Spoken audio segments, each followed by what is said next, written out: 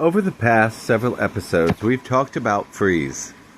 We've talked about shame, grief, loneliness, hypervigilance, overthinking, trauma, healing.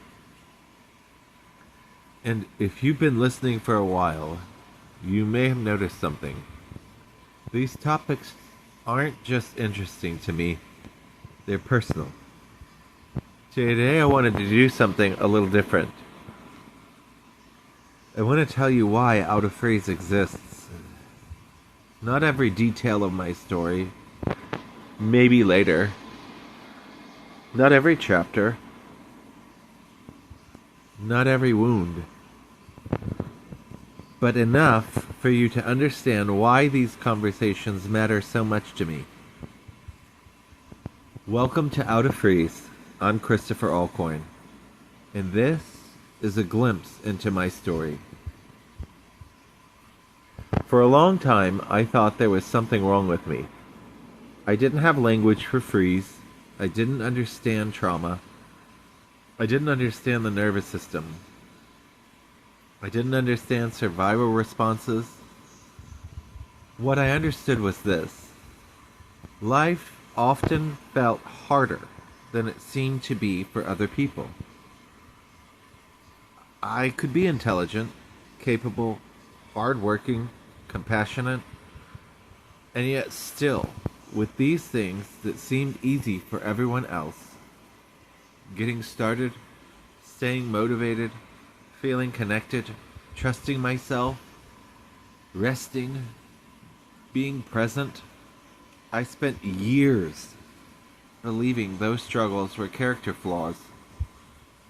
I thought I was failing. I thought I lacked discipline. I thought everyone else had figured out life. Somehow I missed the instructions.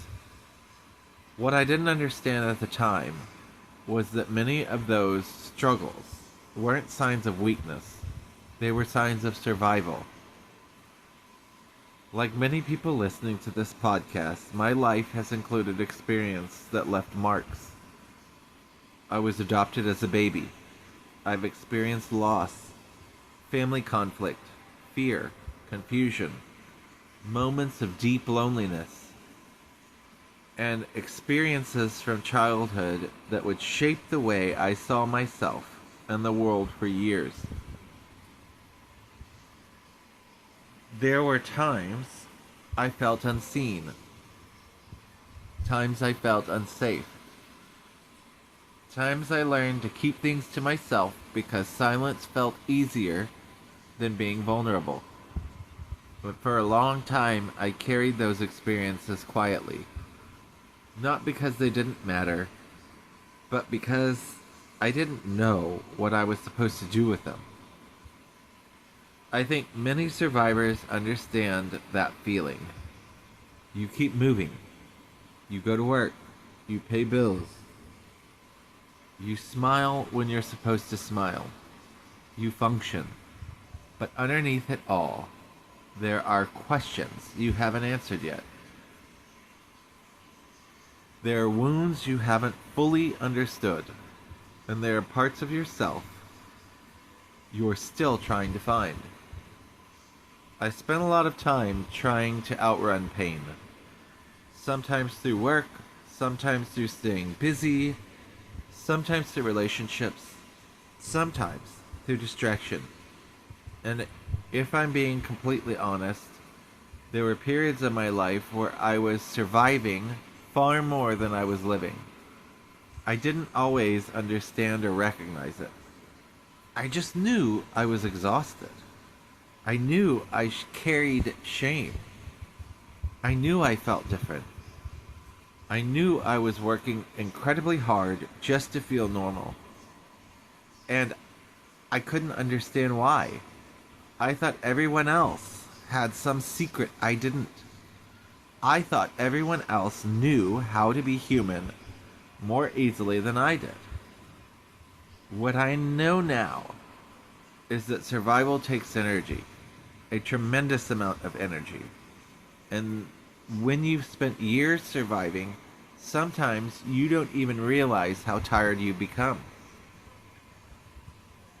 One of the biggest turning points in my life was learning about the freeze response, because suddenly things began making sense. The overwhelm, the avoidance, the exhaustion, the shutdown, the feeling of being stuck while desperately wanting to move forward.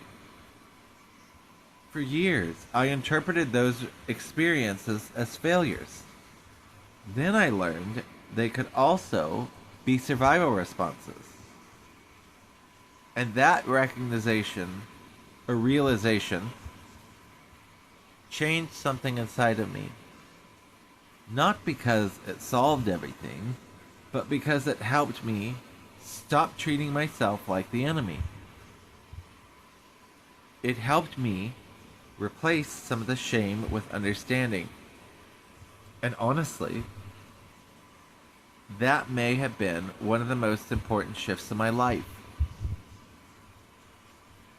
As I've gotten older, another chapter entered my life: caregiving. Watching people I love age, seeing health change and changes emerge, understanding that time is not unlimited, learning what anticipatory grief feels like, learning that sometimes grief begins before loss arrives.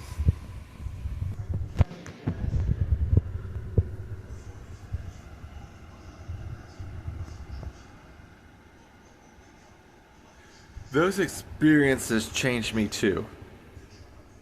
They made me think differently about life, about relationships, about what actually matters. They reminded me that love and grief often travel together.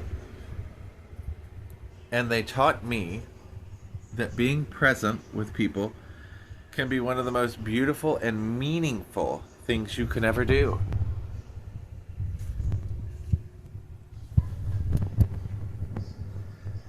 And if you've spent years wondering why life feels harder than it seems to be for everyone else, if you've carried shame you didn't create, if you've survived things that changed the way your nervous system experiences the world, if you've blamed yourself for survival responses you didn't understand, I want you to hear me clearly. You are not weak. You are not lazy. You are not broken. And there's a difference between being wounded and being worthless. A wound deserves care. Worthlessness is a lie.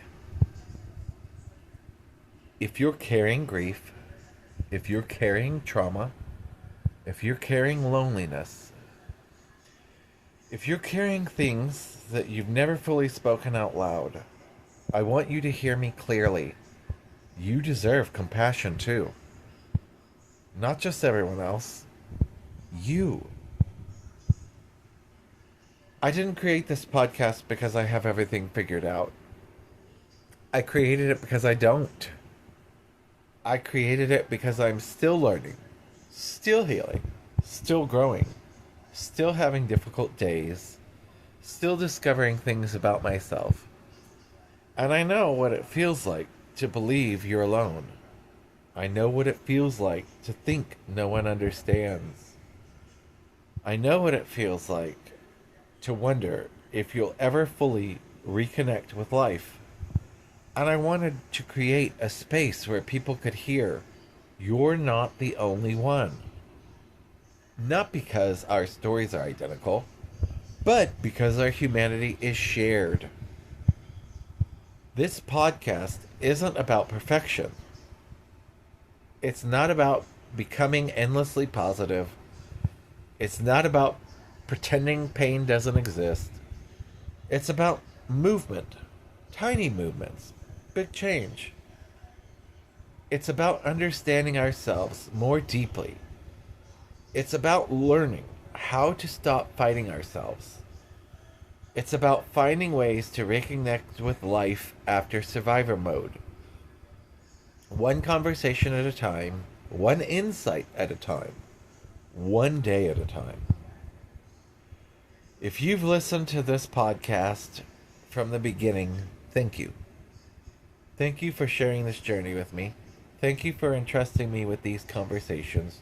And thank you for allowing me to share a little bit more of my story today. The truth is, I didn't learn these lessons from a textbook. I learned them while trying to understand my own life, learning to understand my own nervous system, trying to understand my own grief, trying to understand why some parts of me felt frozen while other parts desperately wanted to move forward. And honestly, I'm still learning. I'm still healing, still becoming. This podcast isn't being created by someone standing at the finish line. It's being created by someone walking the path beside you. And maybe that's enough. This has been Out of Freeze. The opposite of freeze is flow. Tiny movements, big change. I'll see you next time, friends. Thanks for listening.